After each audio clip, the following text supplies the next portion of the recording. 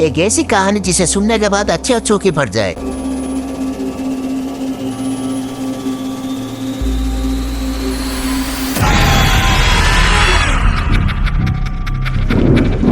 जून 1947 Malaysia की खाड़ी यानी कि द स्ट्रीट ऑफ मलेशिया में सब कुछ शांत था। तभी अचानक से एक अजीब SOS सिग्नल ने पूरी समंदर में सन्नाटा फैला दिया। मोर्से कोड में भेजा गया वो मैसेज को सुनने वालों की रूह कांप गई। आखिर क्या था वो मैसेज में, क्या बोला गया था, चलिए मैं बताता हूँ। मैसेज में ये कहा जा रहा था कि सारे ऑफिसर मर चुके हैं, शायद पूरी क्रू ही खत्म हो चुका है, साथ में मैं भी मरने वाला हूँ, सब खत्म हो गया।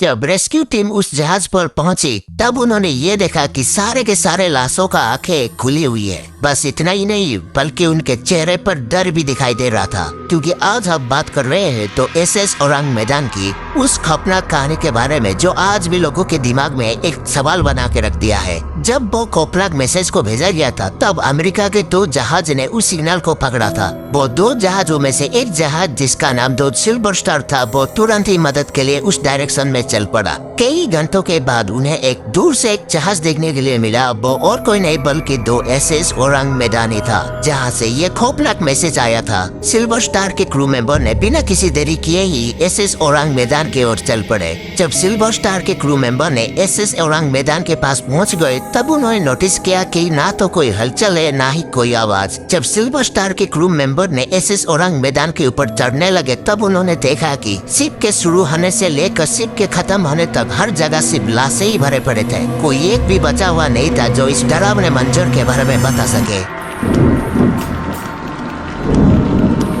लेकिन सबसे अजीब बात इनकी मौत नहीं थी, सबसे अजीब बात इनकी मरने के तरीके थी। सबसे पहला, नो इंजरी, किसी भी शरीर पर गोली या चाकू का कोई निशान ही नहीं था। दूसरा, दो एक्सप्रेशन, हर लाश की आंखें फटी हुई थी, जैसे उन्होंने मरने से पहले कुछ ऐसा देखा हो जो इंसान दिमाग बर्दाश्त ही नहीं कर सकता। तीसरा, दो रिच, उनके हाथ हवा में टेने हुए थे जैसे वो किसी इंडिविजुअल दुश्मन से बचने की कोशिश कर रहे हो। यहाँ तक कि जहाज की कुत्ता भी उस डरावने हालत में मरा हुआ मिला। उसका मुंह खुला हुआ था जैसे वो किसी के ऊपर भौंकने की कोशिश कर रहा था। जब रेस्क्यू टीम इंजन रूम में गए तब उनको ठंड महसूस हुआ, जबकि वहाँ का टेम्परेचर 40 डिग्री से भी ज्यादा होना चाहिए था। सिल्वर स्टार के कैप्टन ने फैसला किया कि जहाज को खींचकर किनारे तक लाया जाए, लेकिन जैसे ही उन्होंने रस्सी बांध ली वैसे ही जहाज के नीचे से धुआं निकलने लगा। रेस्क्यू टीम को तुरंत ही भागना पड़ा।